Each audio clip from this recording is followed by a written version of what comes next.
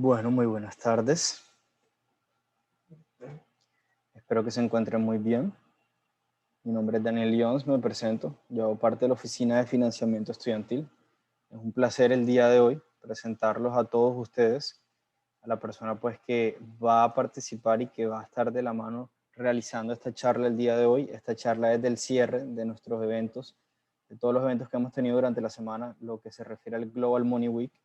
Este Global Money Week es una idea. El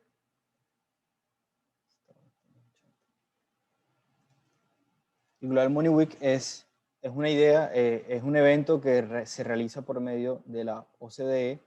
Y lo que busca es en una semana, en estos días, y que de aquí para adelante siempre tengamos la oportunidad de darle educación financiera a adultos, a niños y a jóvenes adultos, para que cada vez puedan aprender más, para que cada vez puedan tener más idea de lo que es el bienestar financiero en sus vidas y en todo lo que ustedes pues estén buscando, cómo crear metas, cómo ahorrar, cómo invertir, cómo cada vez poder mejorar su ámbito financiero y de aquí en adelante pues poder tener lo importante que es una buena vida y, como les decía, un bienestar financiero. El día de hoy tenemos un invitado muy especial, es el director financiero de la universidad y es la persona que, como les decía, va a dictar la charla de cierre de nuestros eventos del Global Money Week. Muchas de las personas que están participando acá hacen parte del programa de educación financiera. Los que no, pues los invito para que lo conozcan. Es muy fácil, pueden entrar a la página de uninorte.edu.co/PFUN, Programas de Educación Financiera Uninorte. Ahí pueden encontrar de qué se trata, cómo pueden participar en él, el cual es completamente gratuito para todas las personas que estén interesadas, que hagan parte de la Universidad del Norte, siendo de pregrado o cualquier tipo de posgrado. Como les decía, los invito primero que todo para que pues, se presente el director financiero, Elkin Hernández, director financiero de la Universidad del Norte, ingeniero industrial, especialista en finanzas y máster en administración de empresas de la Universidad del Norte. Y el día de hoy les va a estar hablando sobre finanzas personales en tiempos de crisis. Entonces los dejo con él para que puedan pues disfrutar de esta charla el día de hoy. Muy buenas tardes a todos. Muchísimas gracias, Daniel, por esa presentación. Agradezco mucho tus generosas palabras y les doy una cálida bienvenida a todos los que nos están acompañando en este momento. Allí veo que al cierre que estoy viendo vamos alrededor de 86 personas conectadas. Entonces, bienvenidos. Y como bien decía Daniel, esta semana que hemos denominado Global Money Week, al cual la Universidad del Norte se ha unido a esa iniciativa de la OCDE de llevar educación financiera a los jóvenes como parte de esa formación integral, tratando de hacer que las personas sean más conscientes, que seamos consumidores responsables y enseñar de pronto de aquellas cosas que normalmente no estamos preparados o que no nos enseñan en el colegio, o que no nos enseñan en algunas otras etapas de la formación en la vida, como son el manejo del dinero, las finanzas personales. Y bueno, hoy aquí voy a compartirles mi pantalla. Quiero hablarles, y ese es el título pues de mi presentación, finanzas personales en tiempos de crisis, ¿verdad? Y que el objetivo va a ser acompañarlos con 4 pasos sencillos para mejorar exponencialmente sus finanzas. Como como he titulado pues la presentación de finanzas personales en tiempos de crisis, tengo que comenzar hablando, aunque no quisiera, de lo que es el mapa de la crisis. Esto que ven aquí es el seguimiento que hace el Hospital Johns Hopkins, la universidad, ¿verdad? También asociada para poder llevar el conteo de toda la situación que estamos viviendo por esta pandemia. Vemos allí que se habla de 125 millones de casos a nivel global, alrededor de 2.753.000 decesos. Eso nos da una dimensión del tipo de crisis que estamos viviendo en el tema de salud. Y bueno, y esa crisis se ha pasado, por supuesto, al tema económico, que es lo que más ha golpeado, ¿verdad? Vemos cómo las familias, los hogares han sido no solamente pues víctimas de la enfermedad, han tenido el doloroso momento de tener que despedir a su familia, en algunos casos ni siquiera con la oportunidad de hacerlo, no ha habido tiempo para elaborar el duelo, y ello, como les digo, aunado ahora a desempleo, a cierre de empresas, ha traído un panorama que de verdad es bastante complejo, yo creo que sin precedente, totalmente inédito para nuestra generación, con unos impactos profundos, por supuesto, en la salud en primera medida, pero también en la economía del hogar, en las industrias y en el mundo, ¿verdad? En todo lo que tiene que ver con lo que nos está dejando. Pero yo quiero que hagamos, al menos en este momento, una pausa. Tenía que empezar por el tema de la crisis para contextualizar de lo que vamos a hablar, pero quiero que hagamos ese salto que están viendo ahora en pantalla. De eso negativo que ya sabemos y que por eso no me voy a detener, porque ya todos tenemos claridad de lo que estamos viviendo, de lo que ha venido aconteciendo y de cómo se han venido dando pues estos temas, sino que quiero que brinquemos al otro lado, a lo que yo he denominado la parte positiva de la crisis. Y de eso, y a eso quiero que nos dediquemos a hablar durante este tiempo que me han permitido compartir con ustedes. Entonces, ¿cuál es el lado positivo de la crisis? Allí vemos en esa diapositiva cómo hay alguien tratando de salir, digamos, de donde venía, ¿verdad? De allá de la profundidad, donde creo que hemos estado y que algunos ya hemos empezado a salir, otros todavía con mayor dificultad. No, todavía sabemos que estamos pasando un momento pues de enfermedades, de personas que están sufriendo en clínicas, otras pues desde sus casas. Pero en medio de todo eso tenemos la posibilidad todavía de sacar nuestro telescopio y comenzar a ver qué oportunidades hay. Y vamos a encontrarnos que hay muchas alrededor de distintos temas, muchas lecciones que nos ha dejado esta crisis y que yo creo que este es el momento para empezar a capitalizar. ¿Qué cosas positivas nos ha dejado la crisis en lo global? Uno, una menor contaminación y más conciencia ambiental. Sin duda, el hecho de haber estado confinados durante tanto tiempo en todos los países alrededor del mundo nos permitió ver postales maravillosas de muchas ciudades con los ríos más limpios, el mar más transparente, un mejor aire en muchas partes. Y creo que además nos generó esa conciencia porque estuvimos durante mucho tiempo desde la casa, algunos trabajando, otros teniendo que descansar de manera obligatoria, que sus industrias cerraron, pero todos expectantes de lo que pasaba hacia afuera. Lo que podíamos hacer era ver por la ventana y comenzamos a observar también cómo de pronto esas acciones que antes teníamos contra el medio ambiente ahora nos estaban pasando factura. Entonces creo que esa conciencia es una de las grandes lecciones positivas que nos ha dejado esta crisis. Allí también nos encontramos con un mayor sentido de la solidaridad. Todos estamos en el mismo barco. No sé si recuerdan esas palabras que quedaron en la memoria de muchos cuando en su momento el Papa Francisco hizo su homilía el año pasado en medio de la Semana Santa, hace exactamente un año, y nos hablaba de eso, del mismo barco. Y creo que ahora más que nunca sentimos que este tema nos trajo la conciencia de que somos todos uno, a la larga, una misma raza, sin distingo de color, sin distingo económico, porque el virus no tiene ningún tipo de discriminación, ¿verdad? Para llegar y tocar la vida de los demás. Es más, esto me recuerda una frase que es una especie de filosofía, no sé si la han oído, tal vez sí, que es Ubuntu, que es una palabra que viene de un lenguaje surafricano y que hace referencia a que soy en tanto todos somos, que lo que hace reflexionar es como esa unidad que somos como raza humana y que yo soy una persona porque ustedes, todos los que están alrededor mío, personas también, me hacen esa persona. Nos formamos entre sí, nos enriquecemos. Creo que esa es otra de las grandes lecciones que tenemos, ese sentido de solidaridad porque entre todos nos cuidamos, entre todos seremos capaces de superar esta crisis.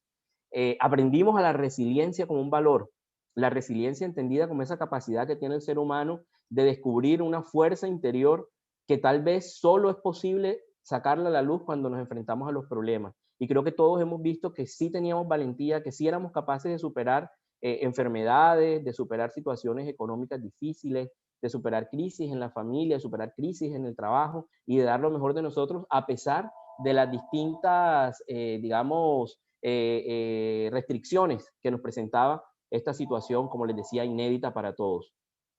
La empatía. Y eso de la empatía, ustedes saben que, bueno, se ha hablado bastante del tema de estar en los pies del otro, de tener los zapatos del otro, pero además de saber cómo le orman al otro. No solamente que yo me pongo en tu situación, sino que además trato de ver cómo era que tú caminabas bajo esa situación y cómo yo soy capaz de enfrentarla ahora desde mi propia realidad. Entonces, esa empatía se demuestra con lo que se denominan actos de bondad. Cómo, ¿verdad?, somos nosotros capaces de tener más actitudes positivas hacia las situaciones que se nos presentan y hacia los demás. Y aquí, bueno, conecto eso con un tema que a mí me apasiona también y que es la felicidad. Y fíjense que está comprobado que las personas que son más felices son aquellas que practican más actos de bondad. Entonces, si ustedes quieren medir su nivel de felicidad, piensen hace cuánto tiempo fue el último acto de bondad que tuvieron. Y los actos de bondad están a la orden del día, están en la cotidianidad. cuando voy de pronto en mi automóvil conduciendo y cedo el paso porque veo que la otra persona de pronto lo necesita y en realidad no tengo ningún problema y le cedo la vía porque es necesario, o viene la ambulancia y me hago a un lado porque sé que de pronto iba una persona que va en peligro o que están tratando de salvar su vida, o simplemente cuando alguien me pregunta la hora y con amabilidad le respondo. Actos de bondad es, si no caben todos en el ascensor y yo no tengo, ¿verdad?, ninguna prisa, y hay alguien mayor o que lo necesita más, lo cedo también. Y así nos podemos encontrar con una cantidad de actos de bondad. Creo que esta crisis nos enseñó a tener más actos de bondad, porque comenzamos a comprender que habían otras prioridades, más allá del sentido propio y del beneficio propio, del sentido común y el beneficio común. La explosión de la creatividad. Estuvimos encerrados bastante tiempo, algunos otra vez lo estamos, ¿verdad? Ya hemos visto cómo Europa en algunos países nuevamente comenzó el confinamiento, en otros han ido haciendo algunas medidas, toques de queda, cierres parciales, y todo ello nos ha obligado a tener que pensar la forma como trabajábamos tradicionalmente y cómo ahora deberíamos estar haciéndolo. Creo que nos tocó aprender de la virtualidad, algunos ya iban más adelantados que otros, para otros que fueron neófitos, fue todo un nuevo mundo, y eso también comenzó a hacer que pensáramos, por ejemplo, quienes dictábamos clases, cómo ahora yo, para llevar el contenido que ya tenía en mi clase, que era personal, donde yo tenía ese contacto uno a uno con mis estudiantes, para poder seguir teniendo la capacidad de despertar la motivación, de encender esa iniciativa que quieren ellos, la curiosidad, que es la que hace que las personas avancen. Ahí comenzamos a desarrollar creatividad. Pero también para las industrias, como hacía ahora un restaurante que de pronto no estaba acostumbrado, sino a la experiencia en el lugar, para llevar esa misma experiencia hasta las casas a través de un sistema de logística sofisticado, o cómo hacía una manufactura para tratar de entregar sus bienes al otro lado del mundo sin las mismas posibilidades que antes tenía, o cómo los gobiernos se prepararon para poder entregar esos servicios que tienen dentro de sus obligaciones principales, ¿verdad? Para cubrir las necesidades básicas de la población. Todo ello hizo parte de lo que se denomina la explosión de la creatividad. Gobiernos, industrias, empresas, personas, las universidades. Fuimos llamadas también a esa explosión de la creatividad y estamos todavía repensando cuál es la mejor manera de enseñar. Los colegios, quienes tienen hijos, saben que el tema de tener a los niños en la casa también hizo que los papás desarrollaran esa creatividad. Fueron padres y profesores, colaboradores de los profesores de sus hijos también al tiempo. Entonces, esa es otra de las enseñanzas que nos dejó esta crisis. El arte y la cultura, alimentos para sanar. Ahí conecto dos cosas. Una, fuimos más conscientes de cuáles eran esas principales, digamos, herramientas que teníamos para curarnos. Una de ellas es la alimentación. De pronto, en un principio no sabíamos cuáles eran los medicamentos claves para combatir un virus, pero sí sabíamos que teniendo las defensas elevadas íbamos a ser capaces de evitar problemas mayores. Entonces, la alimentación, pero fíjense que esa alimentación encontraba otras cosas y creo que todos fuimos de alguna manera testigos de ellos, y era el arte y la cultura también como alimentos para sanar, porque fíjense que esta enfermedad no solamente tenía que ver con la salud física, sino también con la salud mental. Entonces el arte y la cultura para sanar el alma. ¿Cuántos no disfrutamos de un concierto, de una buena música, o de hacer una visita virtual en un museo, o de escuchar una ópera o un concierto de reggaetón también? Porque todo es arte, ¿verdad? Todas son expresiones del hombre, la forma de mostrar o de cantar su talento, de imprimirlo en un cuadro. Y creo que también esta crisis nos hizo volver los ojos a eso que era tan importante, el humanismo. Digamos que estábamos muy acostumbrados a las técnicas, a lo mecánico, a lo que en el día a día vemos, a eso que es tangible, pero hay unos intangibles que también nos generan valor. Y creo que aquí empezamos a darles mayor importancia en nuestra vida y a ver cómo ellos también nos impactaban. Y la adopción digital que se aceleró. Pues ya veníamos con todo el tema de transformación digital, eso no es un secreto para nadie, pero aquí entendimos que era importante el ancho de banda que teníamos en la casa para poder soportar todas nuestras actividades. En las industrias tuvieron que ampliarlo para que sus trabajadores pudieran desde los hogares seguir conectados, o desde las mismas empresas quienes tuvieron que seguir operando, brindar los servicios que necesitaban. Y lo digital en todo. Miren, yo veo casos tan, digamos, sencillos, como le digo, en la cotidianidad, y era ver cómo los papás y los abuelitos ya también usan el celular y finalmente se metieron en WhatsApp porque no tenían otra manera de compartir con sus nietos, con sus hijos, con los familiares queridos, o migraron luego a Telegram cuando se armó todo el lío de que WhatsApp nos está vigilando. Y bueno, No voy a entrar en esos detalles, pero la adopción digital es una realidad que hoy nos tiene a todos conectados. Y bueno, fíjense el medio que estamos usando para esta conferencia. ¿Qué pasó en lo laboral? Aquí tomo un documento que encontré de una organización de recursos humanos, donde hablaban cómo Michael Page elaboró una radiografía sobre el impacto que había tenido el COVID-19 en el entorno laboral. Y luego de haber encuestado a una cantidad de empresas y empleados en toda Europa, hubo 3 conclusiones importantes. La primera, la expectativa de que las empresas implementen más rápidamente el tema del trabajo flexible a futuro. 75.5% de todos los encuestados sabe que tal vez no volveremos a las mismas condiciones cuando esto pase. Es muy probable, y además lo hemos visto, que algunas personas fueron mucho más efectivas y eficientes desde sus casas. Otras, en cambio, sí, por las condiciones que tenían en el hogar que no los favorecían, tienen el afán de volver a la oficina. Entonces es muy probable que nosotros tengamos a futuro unas empresas que tengan un trabajo compartido entre lo que es la oficina y lo que son los hogares para poder seguir haciendo su tarea. Eso nos va a traer seguramente beneficios. Fíjense que el espacio físico se convirtió en una restricción para muchas industrias. Puede que ahora ya no lo sea tanto porque se comprobó, aunque fue a la fuerza, que desde la casa también se podían hacer muchas de las cosas. El segundo aspecto más señalado era el reconocimiento a ciertos roles que antes no tenían el protagonismo que ahora tienen. Eso es, por ejemplo, el sector salud, el sector retail, la educación, la logística, entre otros. Quedó a la luz del día que eran importantes nuestros médicos, las enfermeras, quienes cuidan de nuestra salud. El tema, por supuesto, de los comercios, ¿verdad? ¿Cómo hacíamos para poder seguir teniendo nuestros alimentos en casa sin tener que salir? Las aplicaciones, Rappi se hizo súper famoso. Bueno, no me están pagando publicidad, pero de verdad lo pongo porque es un ejemplo práctico de lo que fue una app que en este momento nos ayudó mucho a poder afrontar una crisis como la que hemos vivido. La educación quedó sobre la mesa, que es el gran motor de desarrollo que nos puede ayudar a generar conocimiento. Fíjense que la ciencia finalmente fue la que logró combatir. La logística y la tecnología nos ayudaron a sobrevivir a los retos, digamos, industriales, a los retos de la economía, pero la educación, la ciencia, la medicina, a los retos de la vida. Entonces, esa es otra de las grandes oportunidades que tenemos ahora para seguir desarrollando y seguir dándole el valor a los profesionales de esas áreas. Y por último, la sostenibilidad, ¿verdad? Que esto es visto en las distintas esferas: sostenibilidad en lo económico, sostenibilidad en lo medioambiental y sostenibilidad en lo social. Nosotros como consumidores responsables y locales de bienes y productos, ¿verdad?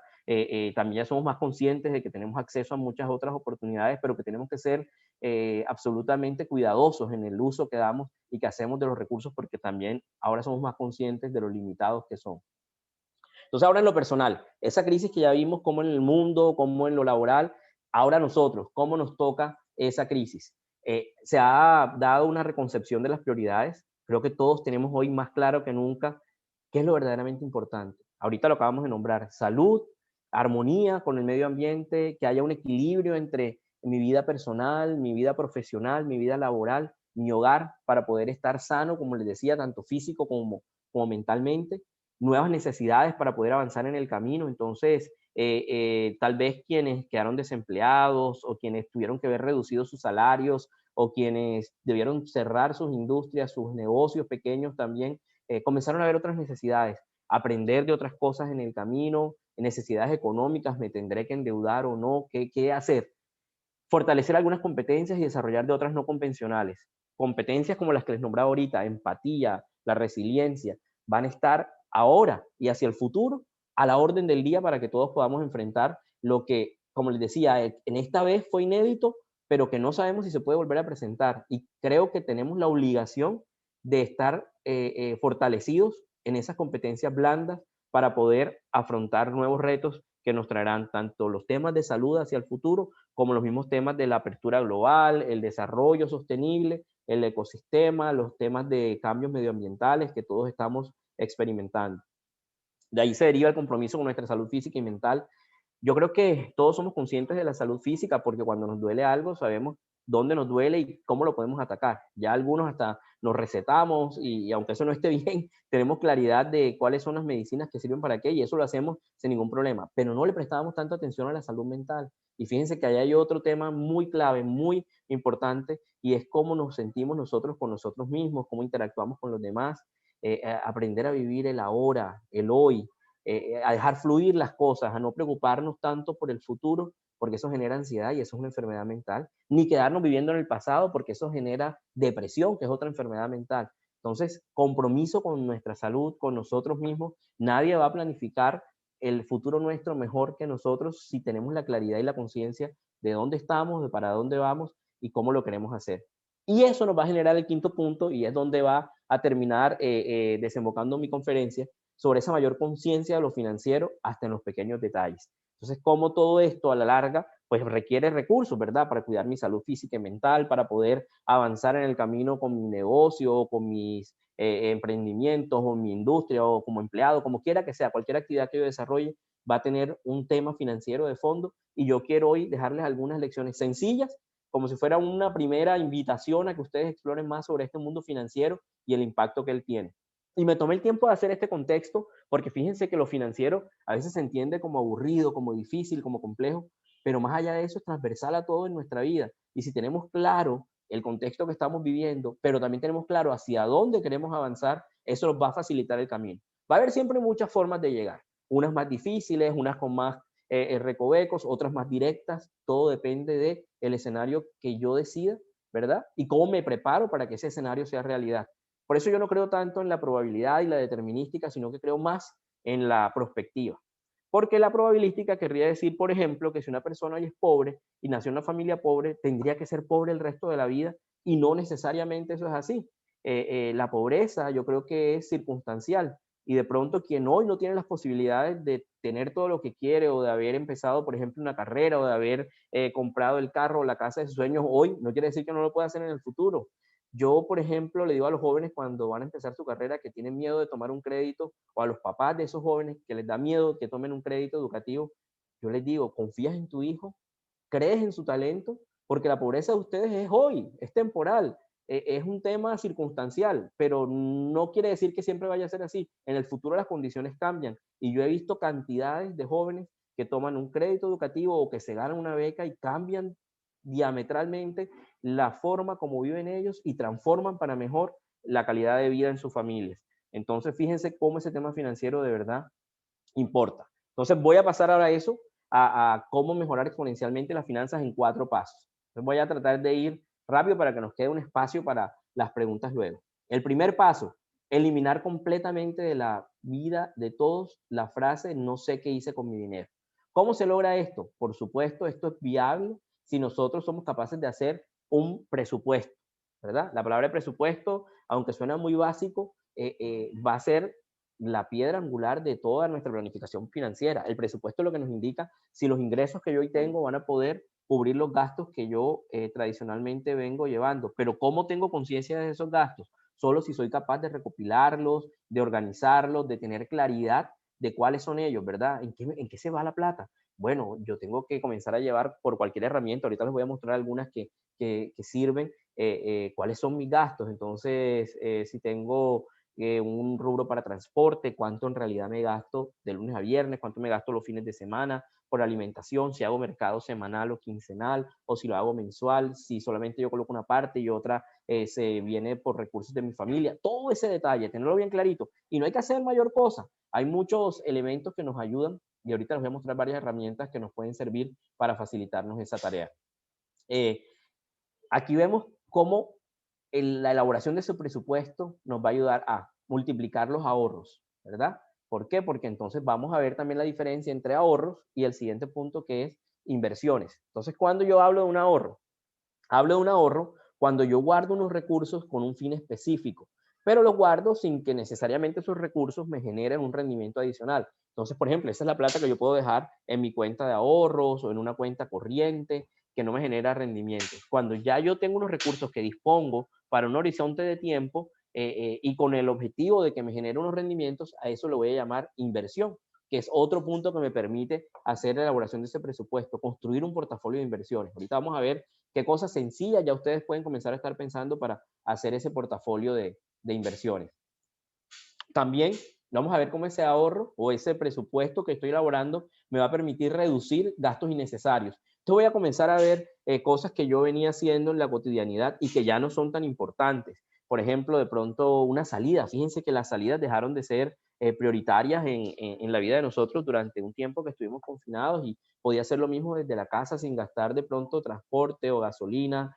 Me podía comprar pongamos, no sé, la copa de vino que me iba a tomar a la calle y por la que pagaba un poco más en la casa, bien refrigerada, en buena compañía. Comienzo a ver cuáles de esos gastos de verdad no son necesarios, qué sé yo, gastos de parqueadero que pagaba en algún lugar, si de pronto tenía otra forma de transporte o puedo hacer pool y con eso comienzo a ahorrar y entre todos nos ayudamos y así, ideas tantas como a ustedes se les puedan ocurrir. Y fíjense, una clave también allí nos ayuda a bajar de peso, porque comenzamos a pensar de verdad en lo necesario. Entonces gastamos un poco menos, no comemos de más en la calle. Yo puedo medir cuánto de verdad estoy gastando en mi mercado, cuánto uso para el desayuno, las meriendas. Y haciendo ese presupuesto, comienzo también a mejorar mi salud física, porque ese bajar de peso no hace referencia solamente a bajar para, digamos, en términos de estética, sino también en términos de salud de la que hemos venido hablando, tanto física como mental. Entonces, importantísimo. Aquí les voy a presentar algunas herramientas de cómo nos ayudan a elaborar un presupuesto y que parezca una tarea, como lo dice allí en mi diapositiva, una tarea de niños.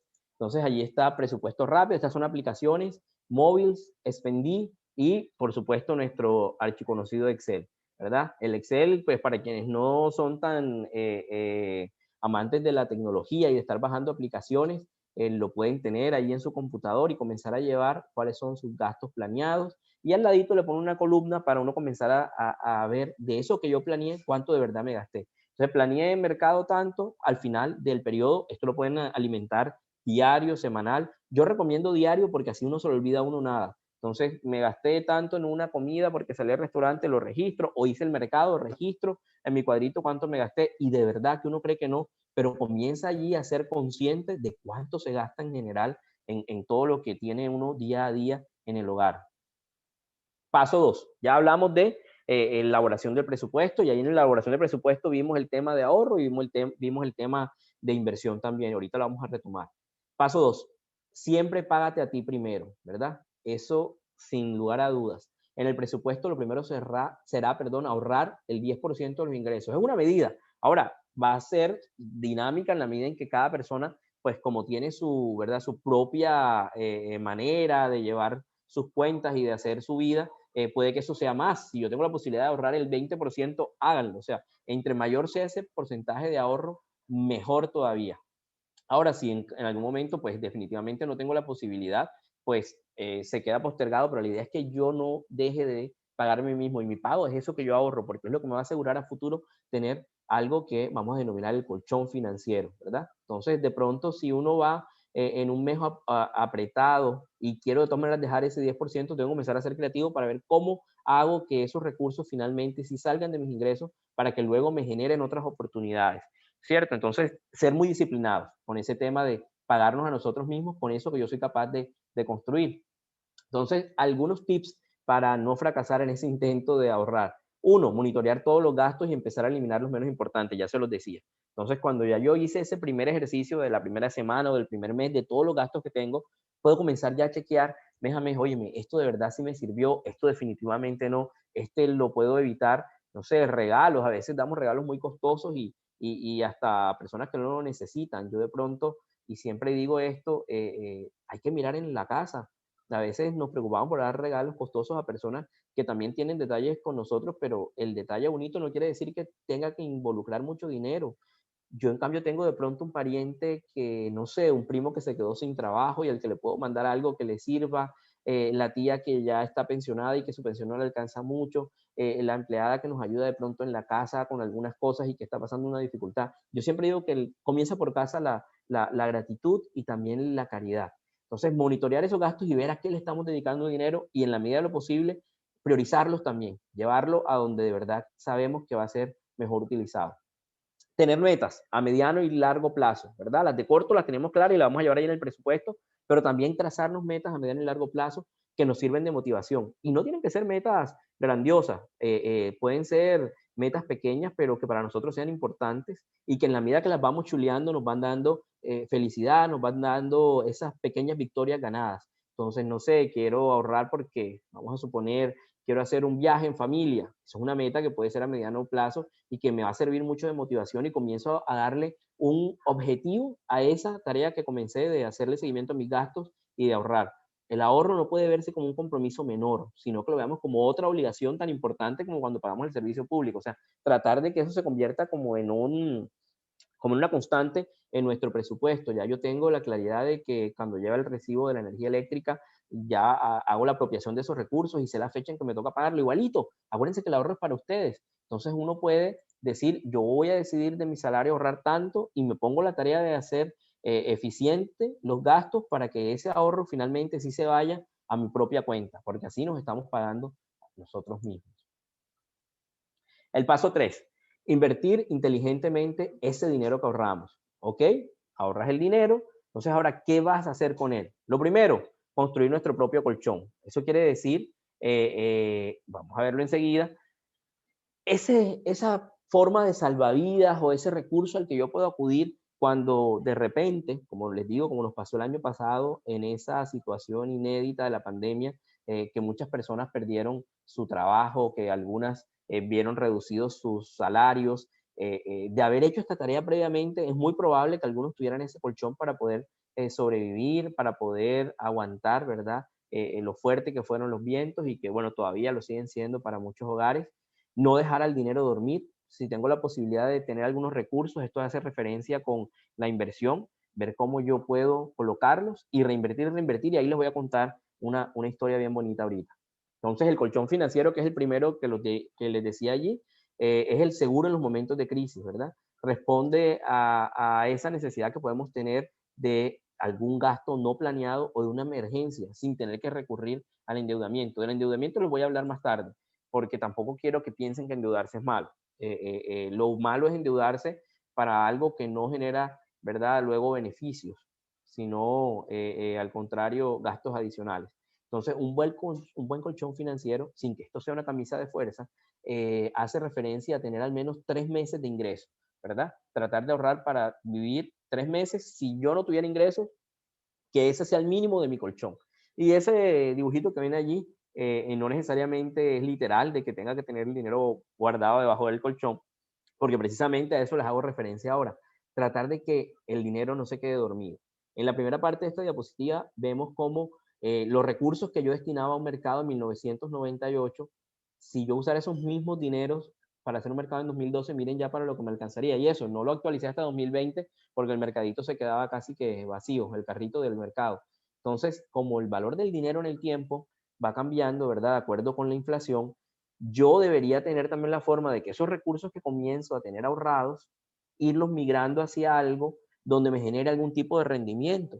Obviamente eso tiene que ser medido porque dependerá también de mi experticia para conocer el mercado financiero o para buscar asesoría en el mercado financiero para también, a la luz de cómo es mi perfil de riesgo, colocar esos recursos en algún tipo de instrumento que me genere algún rendimiento. Están los fondos de inversiones colectivas o fondos o carteras colectivas, como también se les conoce. Están los CDTs, que son de renta fija, y los bonos también de renta fija.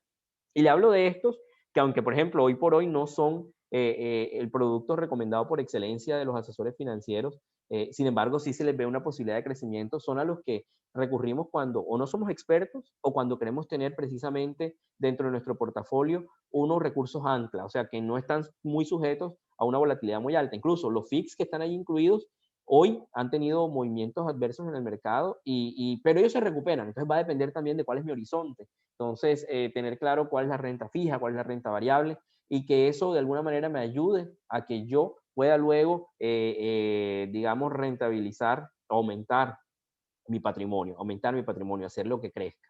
Entonces, hay que investigar mucho sobre este tema antes de tomar una decisión como esa, porque si yo no tengo conocimiento, mejor dejo mis recursos en mi cuenta, ¿verdad?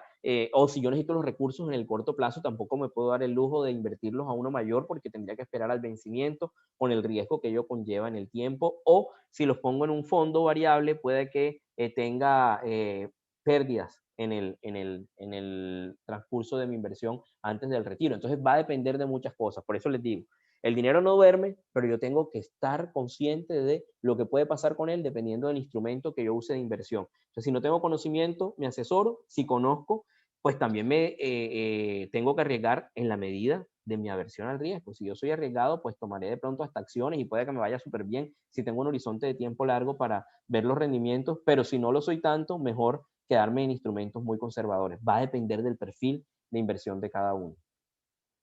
Y reinvertir, reinvertir, reinvertir, como el minero de oro. Y hace un ratito recordaba esta especie de parábola que habla de un señor que era un minero y que se había quedado pues sin trabajo y tenía unos pocos ahorros y decidió invertir en una tierra porque él tenía el pensamiento de que esa tierra guardaba oro y la quería explotar. Y como él era minero, pues comenzó, pero no tenía ningún instrumento, solo le alcanzaron los recursos para comprar la tierrita.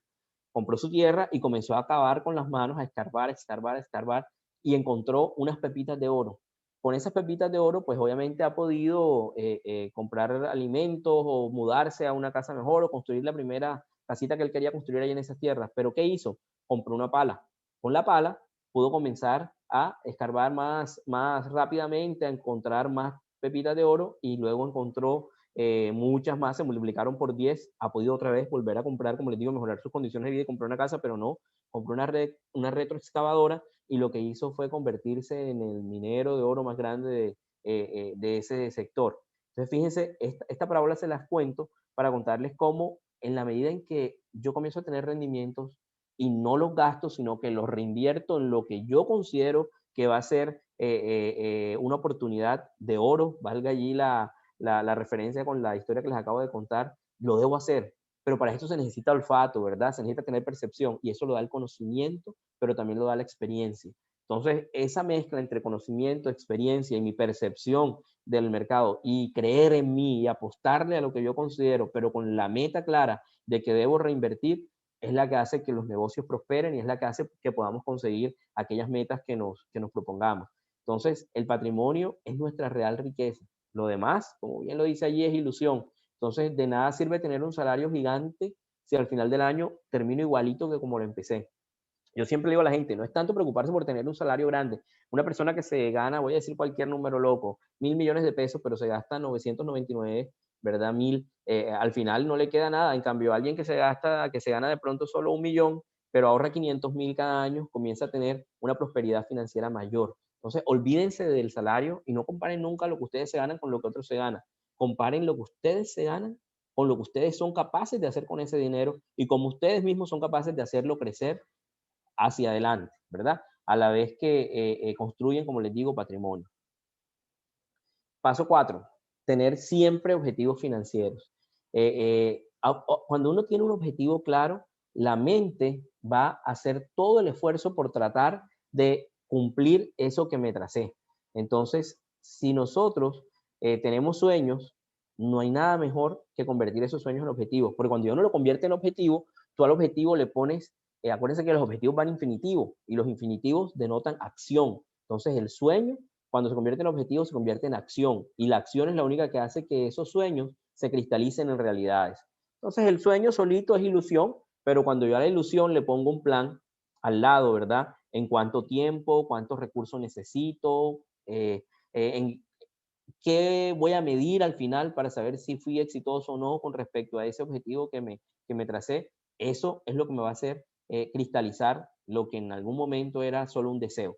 Entonces, para pasar de los deseos a la realidad se necesita acción, trabajo continuo, disciplina, pero todo eso alineado con a lo que yo le estoy apuntando, ¿verdad? A lo que yo quiero llegar. Y como les decía, nuevamente juega aquí un papel importante la educación. Y la educación global, la educación integral, pensando no solamente en conocimiento, sino también, como les decía ahorita, en experiencia, en las competencias, en el humanismo, en cómo yo con todo eso que sé puedo idear formas creativas para ahorrar, para invertir, para construir, para rentabilizar, para aumentar mi patrimonio. Entonces, transformen sueños en objetivos. Ese es otro de los pasos para ser financieramente sano. Entonces, ¿cómo hago para elegir los objetivos sabiamente? Primero, los sueños se empiezan a transformar en metas cuando uno le pone una fecha. Eso es lo primero. Entonces, quiero hacer un viaje en familia, pero bueno, ¿cuándo lo voy a hacer? estamos todavía en plena pandemia, entonces yo quiero hacer un viaje porque quiero, no sé, que mis papás conozcan un sitio específico que siempre han deseado, o yo quiero conocer y llevarlos a algún lugar, entonces lo puedo hacer en el 2023.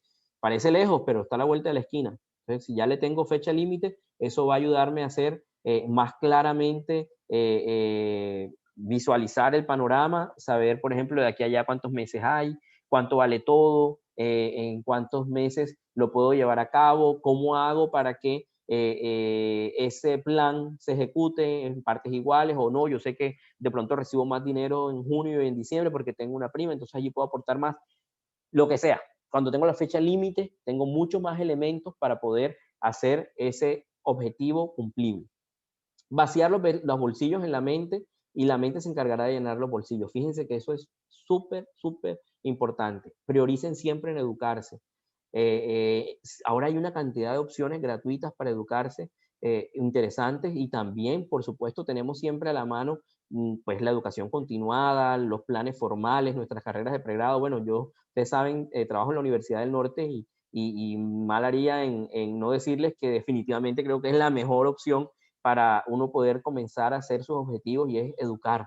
Prioricen educar, no les dé miedo. Si ustedes están pensando en estudiar una carrera y dicen, hoy no tengo recursos, les repito, la pobreza es circunstancial. Hoy no tengo, pero de pronto estudiando es muy probable que consiga un trabajo. Si ustedes confían en ustedes mismos, ténganse fe y hagan un crédito si es necesario, concursen por una beca, no les dé ni miedo ni les dé pereza. A veces la pereza no nos deja avanzar hacia nuestros sueños. ¿Cuánta gente brillante ha dejado de ganarse una beca solo porque le toca llenar unos documentos, conseguir unas cartas de recomendación, buscar de pronto un codeudor, hacer una firma, lo que sea? Háganlo. A veces no es sino empezar. Una vez uno está embarcado, se da cuenta cómo luego todo eso nos ayuda. Yo les digo, yo estudié en la Universidad del Norte, pero estudié con un crédito ICETEX, que en ese momento era visto como que miércoles, ¿cómo así? Tener un crédito a largo plazo, además me endeudo. Pero bueno, era la única forma que tenía. Mis papás no tenían los recursos suficientes para que yo fuera a una universidad como la del Norte en ese momento en mi familia. Y accedí a un crédito ICETEX y buscamos quienes nos sirvieran de codeudores. Hice un trámite larguísimo, sí, complejo, sí, pero que me ayudó a poder terminar mi carrera, y luego mi salario fue suficiente para que yo pudiera no solo pagar la deuda, sino comenzar a mejorar mi nivel de vida y el de mi familia. Entonces, no le tengan miedo, vacíen de verdad el bolsillo en su mente, dediquen los recursos que tienen a estudiar, y luego, obviamente, si ustedes hacen buen uso de ese conocimiento, si son constantes, disciplinados y aplican en el trabajo todas esas premisas que les he dicho antes, van a ver cómo entonces su mente se va a encargar de llenar sus bolsillos. Eso de verdad funciona, y se los puedo decir, en la universidad donde trabajo he visto tantos casos de muchachos que llegan con una beca y luego los veo viajando, siguiendo sus estudios, haciendo felices ellos y a sus familias y mejorando la calidad de vida. No solo la de ellos, sino la de otros, porque muchas veces uno se convierte en referente y hace que otra gente también quiera, ¿verdad? Multiplicar ese ejemplo que vio en ti. Y de hecho, bueno, parte de lo que también quiero que quede de esta charla que estoy teniendo con ustedes es que ojalá sean todos multiplicadores de esas cosas sencillas. Porque fíjense que de pronto no les he dicho nada que no sabían, solo que a veces no lo recordamos como deberíamos, no lo tenemos a la orden del día, no lo tenemos allí como en nuestras prioridades. No olvidar nunca el paso 3, ¿verdad? De cuál es la prioridad, y que la prioridad tiene también que ser tu patrimonio, hacerlo crecer.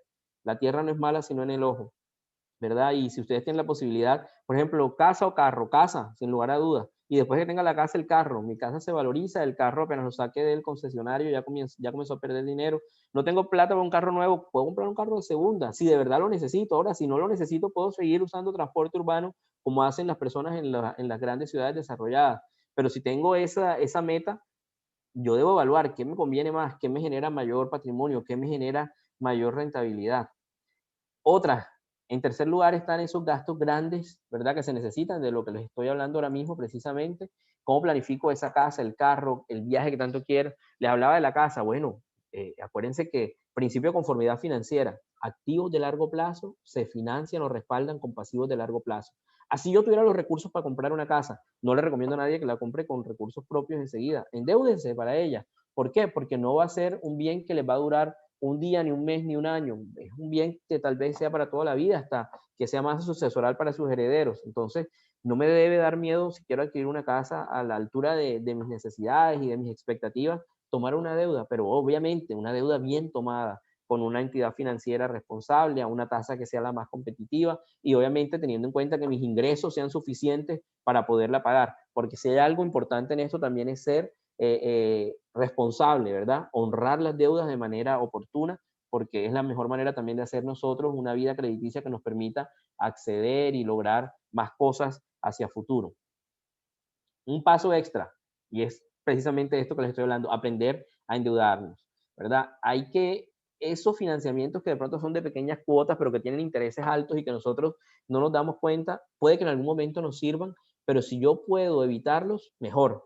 Lo mejor es irme con, como les decía, si voy a comprar cosas de corto plazo o que se van a gastar en el corto plazo, por ejemplo, comida, yo no debería comprar la comida con una tarjeta de crédito a 12 meses, porque al cabo de una semana o de un mes, dependiendo de para cuánto tiempo hice ese mercado, ya no voy a tenerlo conmigo y voy a seguir pagando esa deuda en un tiempo que es superior al gozo que yo hice de lo que adquirí.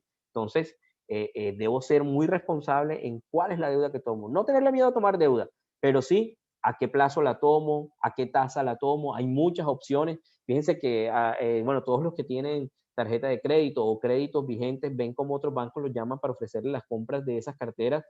A veces eso sirve. Yo de pronto tengo una cartera que está, no sé, tarjetas de crédito estaban en promedio 2.5, 2.8, efectivo, o mes vencido, perdón, que eso mal contado efectivo año puede ser un 25, un 27%, y si encuentro un banco que me la compra y me la baja de ese 2 a 1,5 o a menos, ¿por qué no hacerlo? Entonces, estar siempre atentos a las condiciones de mercado y a lo que más me convenga. Por pereza de hacer un trámite no puedo estar pagando más intereses. Por la rapidez de tener acceso, por ejemplo, a una tarjeta, no puedo dejar de hacer bien calculados mis compras, ¿verdad? El uso de las tarjetas, que es otro tipo importante que les digo. ¿Qué debo tener en cuenta cuando voy a tener una tarjeta? No es no tenerlas, es tener claridad de cuáles son sus fechas de corte. Entonces, por ejemplo, si voy a poner una compra a una cuota que no me genere intereses, ojalá haga esa compra después de la fecha de corte y me gano no solamente el mes al que estoy poniéndolo, sino los 15 días que faltan, porque los cortes de la tarjeta normalmente son los 2 y los 15 o los 17, los primeros días de cada mes o en las quincenas, ¿verdad? Entonces, mi tarjeta que corta el 2, si yo compro el 3, no me va a tocar volverla a pagar sino hasta el 2 del mes siguiente, por lo que me he ganado 45 días. Entonces, esos son tips que hay que tener en cuenta. No tenerle miedo a las deudas, pero sí, cuando las voy a hacer, tener compras planificadas. Todas las compras del día a día se deben pagar a una cuota. Y si van a pagar a más de una cuota, tengan en cuenta que sean, como les decía ahorita, activos de más largo plazo. O sea, bienes que les puedan durar y que ustedes sepan que puede ser una compra grande o planificada. Y que los pagos nunca superen el 30% de sus ingresos. Esto no es una camisa de fuerza nuevamente, pero sí es una regla que nos ayuda a tener ahí un balance para estar seguros de que lo que compré voy a ser capaz de pagarlo. Porque nuevamente viene el tema ético de fondo que también quiero que les quede claro, y es que no debo hacerme compromisos que luego no sea capaz de cumplir, ¿verdad? Entonces, aquí, para dar ahora espacio a las preguntas, quería dejarles esta reflexión que dice el conocimiento financiero como arma para la vida. Así me lo enseñaron, pero le he querido dar una vuelta y he cambiado la palabra arma por la palabra amar, que me gusta más. Las mismas letras, pero en otro orden. Entonces, el conocimiento financiero, cómo amar la vida. Entonces, si yo de verdad amo la vida, ¿verdad? Si yo de verdad amo el estar aquí, si me apasiona lo que estoy haciendo, si me apasiona lo que tengo y comienzo a planear otras cosas que quiero hacer o que quiero tener o que quiero disfrutar, el conocimiento financiero me va a ayudar para eso. Educarme financieramente, ahorrar, aprender a invertir, proteger mi patrimonio y recuerden lo que les decía ahorita, inviertan en su mente, que luego su mente le llenará los bolsillos. Entonces, esto, para no pasarme del tiempo, me dijeron, bueno, miren, estoy terminando 5 minutos antes, era lo que les quería compartir en este rápido recorrido por unos 4 primeros pasos para dejarles esas inquietudes, esa curiosidad por seguir explorando los temas financieros. Entonces, abramos un espacio allí para preguntas. Elkin, muchísimas gracias primero que todo por esta charla. Bueno, creo que sí, aprovechemos el poco tiempo que tengamos para hacer preguntas y pues mi idea era la siguiente. Ustedes pueden escribirme durante el chat, aquí pueden escribir, yo puedo ir leyendo y yo puedo leerle esas preguntas directamente a Elkin y él puede ir respondiéndolas pues poco a poco. Entonces, si tienen alguna pregunta, con mucho gusto podemos ahora mismo ir respondiéndoselas.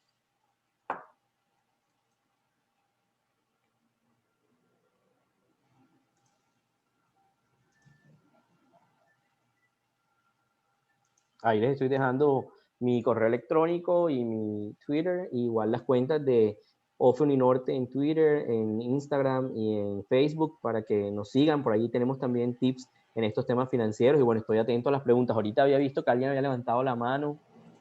No sé si ya nos mandó su pregunta. Tengo una pregunta que me lo pregunta Gabriela. Me pregunta, ¿cómo puedo aprender a invertir? ¿Algún material o páginas recomendadas? Sí, hay muchas, de verdad. A mí me gusta mucho una que se llama Investopedia, que es, o Investopedia, sí, para los bilingües, que está tanto en español como en inglés y que nos da tips de cómo hacer un portafolio eficiente. Puedes hacer en tiempo real jugando con las acciones sin recursos reales, sino con recursos que te va entregando la aplicación y eso te va nutriendo un poco y enseñándote. También la Bolsa de Valores de Colombia tiene unos juegos yo, por ejemplo, a mis estudiantes los invito a que participen en el concurso de la bolsa cada año, que nos dan muchas herramientas para ir aprendiendo y conociendo de este maravilloso mundo financiero. Y bueno, otro es tomar cursos, ¿verdad? Hay cursos, como les digo, gratuitos a través de nuestro Centro de Educación Continuada. También tenemos algunos de educación financiera, de bolsa, hay de finanzas básicas, tanto como tú quieras. Y como les digo, también igual, por ejemplo, todos los que son estudiantes de la universidad y egresados tienen acceso a Coursera hoy, y hay una cantidad de elementos que nos pueden servir. El SENA con plataforma también tiene otras herramientas para temas de análisis financiero y de aprender de inversiones, y así hay una cantidad de fuentes que les pudieran servir. Otra pregunta que tenemos por acá, me pregunta Isaac Lafont. ¿Qué opina de ahorrar para largo plazo en Bitcoin, teniendo en cuenta que la tendencia de su mercado es siempre alcista? Una pregunta un poco... Bueno, sí, bueno, el tema de las criptomonedas es un tema bastante elaborado, digamos, no sé si para este público, pero trataré de hacer una respuesta lo más sencilla posible. Ya ese es un tema muy, digamos, sofisticado. Los bitcoins, ustedes saben que son criptomonedas y las criptomonedas funcionan con unos algoritmos y su crecimiento está en virtud, primero, no es un mercado regulado. Entonces, al no ser un mercado regulado, no se mueve con las variables de una banca central como ocurre con nuestro dinero, ¿verdad? Que tiene la emisión y se rige por una política monetaria, fiscal, cambiaria. En el caso del Bitcoin no responde a ninguna de ellas, sino que responde a una valoración que le da el mercado, casi como si fuera el crecimiento de una acción por la percepción que el mercado tiene, pero como les digo, controlado por un algoritmo que es el que le da el valor como tal a esa moneda que es virtual, que no la vemos, no existe, solamente es para intercambio. Entonces, ¿yo qué les diría? Obviamente, quienes han invertido en los momentos en que estuvo bajo y hoy están ganando cantidad de dinero, te va a decir maravilloso, pero quien se montó en la ola en el momento alto y luego de pronto le tocó una caída, te va a decir pésimo. Entonces, ¿de qué va a depender? Va a depender de tu horizonte y de los recursos. Si tienes un horizonte largo para ver y esperar el crecimiento y tienes un muy buen conocimiento del mercado, por supuesto puede ser una buena opción. Es una inversión totalmente especulativa. Digamos que aquí aprovecho para contarles de las inversiones. Hay unas inversiones conservadoras, hay de corto plazo, hay de largo plazo y están las especulativas. Las especulativas son aquellas en las que yo me juego un dinero que en verdad no necesito. ¿Por qué? Porque sé que tengo la probabilidad de que así como gane, pierda. El riesgo de una inversión está directamente relacionado con su rentabilidad. A mayor riesgo, mayor rentabilidad yo esperaría. Bitcoin es una rentabilidad altísima esperada, pero con un riesgo igualmente altísimo. Entonces, va a depender de tu aversión al riesgo. Digamos que no es que lo pueda ni recomendar ni no recomendar, sino que depende ya de ti, del apetito financiero que tengas, de las posibilidades de inversión y de la posibilidad también de aguantar una posible caída, valga ya la redundancia, porque está asociado directamente a la volatilidad que tiene ese tipo de inversiones en criptomonedas. Pero hacia allá va el mundo, ya hemos visto, y Bitcoin es la que más ha crecido y digamos, ya están hablando muchos comercios de la posibilidad de pagar con ellas y de comprar con ellas. Entonces, lo que sí es cierto es que debemos aprender. Creo que todos deberíamos ir ya comenzando a tomar un curso de criptomonedas, ver en qué consiste, no solo lo financiero, sino en el día a día vamos a ver eso que hoy nos parece, como yo les decía al principio, sofisticado, puede que se convierta en la nueva realidad. No creo que a la vuelta de la esquina, pero sí en unos años van a comenzar a ser una constante mayor. Perfecto. Tengo otra pregunta de Daniela Maestre. ¿Cómo identificar si una inversión es viable o no? ¿Cómo identificar si una inversión es viable o no? Bueno, yo creo que esa identificación va a depender nuevamente de tres cosas. Tu horizonte, entonces, para cuándo necesitas el dinero. Eso ya te marca la primera pauta. 2, la cantidad de dinero que requiere esa inversión. Hay inversiones que te demandan una apuesta menor y otras que en cambio necesitan más recursos.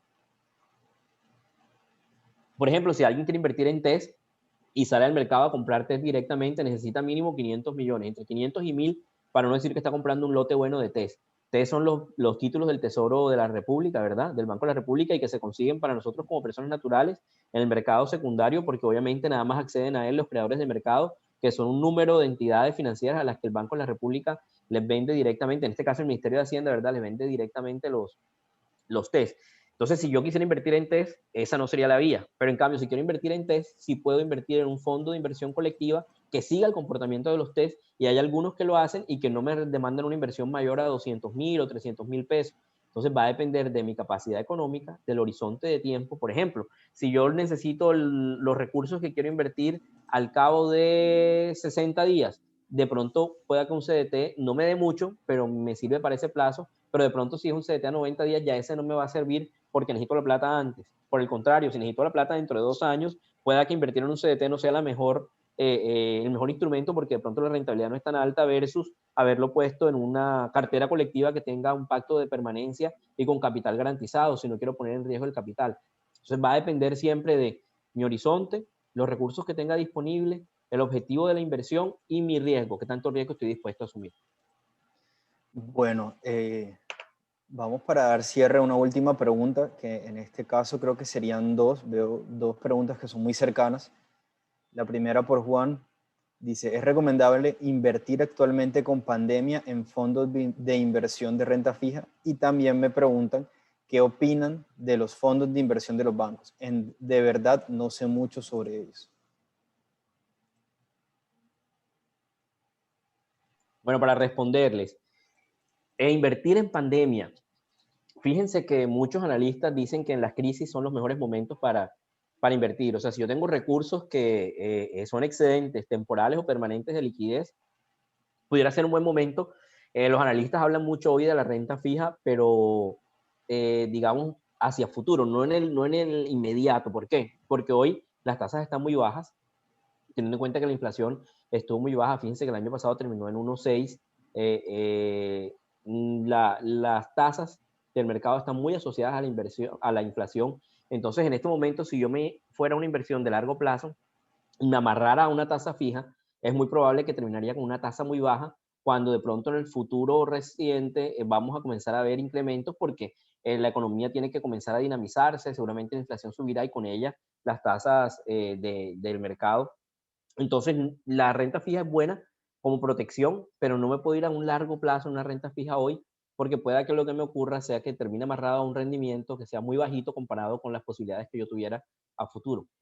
A menos que yo esté pensando en mover esos recursos, o sea, invertir en algo de renta fija, pero con la posibilidad de salirme en un tiempo determinado para poder migrar a otros instrumentos. Cuando no soy tan conocedor, entonces irme en renta fija solo lo recomendaría ahora para el corto plazo, y para el largo plazo, mejor esperar un poquito a que las condiciones del mercado mejoren y que de pronto encuentren unas mejores tasas. ¿Para qué si es buen momento? Por ejemplo, para endeudarse. Si yo estoy pensando en adquirir un crédito de vivienda, ¿verdad? O voy a tomar un crédito de vehículo o de una inversión, en este momento las tasas están buenas, o quiero vender mi cartera, hay unas tasas bajas en el mercado y yo quedaría en cambio con un crédito de largo plazo a una tasa muy buena si voy con tasa fija. Entonces, eso sí es un buen momento para hacerlo, por ejemplo. Y me puede servir para invertir no directamente en recursos financieros, sino, por ejemplo, en la compra de una vivienda. Entonces, voy a comprar una vivienda que a futuro me puede servir como un ingreso a través de, por ejemplo, un arriendo, si lo quiero hacer como negocio, y lo voy a hacer a una tasa muy baja que de pronto no voy a conseguir en el futuro, porque las condiciones del mercado se van a dinamizar, la inflación subirá, las tasas de inversión subirán, pero también las tasas de crédito. Bueno, entonces todavía quedan muchas preguntas, la verdad, por lo que estoy viendo. Sé que no tenemos mucho tiempo, pero algunas las voy a responder rápidamente sobre preguntas que tienen que ver con la charla. La charla va a ser grabada, en este momento pues fue grabada, claro que sí. Se la vamos a enviar a todas las personas que estén interesadas a los correos cuando ya hagamos la descarga de los participantes, para que todas las personas puedan tenerlo, puedan verla, puedan repetirla cuando quieran. Vamos también a ir respondiendo a algunas de las preguntas que se hicieron directamente a las personas. Y para que sepan, bueno, la idea de esto, primero que todo, nos es agradecer a Elkin por este espacio que nos dio para el cierre de lo que fue el Global Money Week aquí en la Universidad del Norte. Hemos venido participando desde el 2017 y la idea es poder seguir participando todos los años, y no solo en estos eventos, sino también durante todo el año académico, para que cada vez haya más espacios para que las personas puedan, uno, tener mucho mejor bienestar financiero con lo que, como comentaba Elkin, la educación, que es lo más importante. Nosotros como Dirección Financiera, Universidad del Norte y Oficina de Financiamiento Estudiantil, les damos la oportunidad, no solo por medio de los apoyos de los créditos, de becas, sino también como universidad, lo que es el estudio. Programa de Educación Financiera, sé que muchos hacen parte del programa, los que están acá. Entonces, quiero agradecerles por haber estado aquí, a todos, y bueno, que sigan participando en todos estos eventos. Gracias, Daniel. Aprovecho también para invitarlos a que hagan parte de nuestro programa de educación financiera, a que se vinculen en todas estas iniciativas que tenemos y que de verdad yo estoy seguro que fomentan la formación integral de ustedes y les ayuda no solo para sus carreras profesionales, sino para la vida. Entonces, que quede esta como una conversación no terminada, sino una conversación abierta sobre la cual quiero que construyamos y que de verdad, como les digo, si tienen inquietudes o quieren seguir avanzando en estos temas, pues bienvenidísimos. Muchísimas gracias por la invitación y una vez más fue una maravilla participar en el Global Money Week, una manera de acercar a los jóvenes a lo que es el conocimiento financiero y comprometerlos con lo que de verdad es el futuro y para su vida. Claro que sí. Muchas gracias a usted. Que tengan todos una feliz tarde. Hasta Feliz luego. tarde. Hasta luego.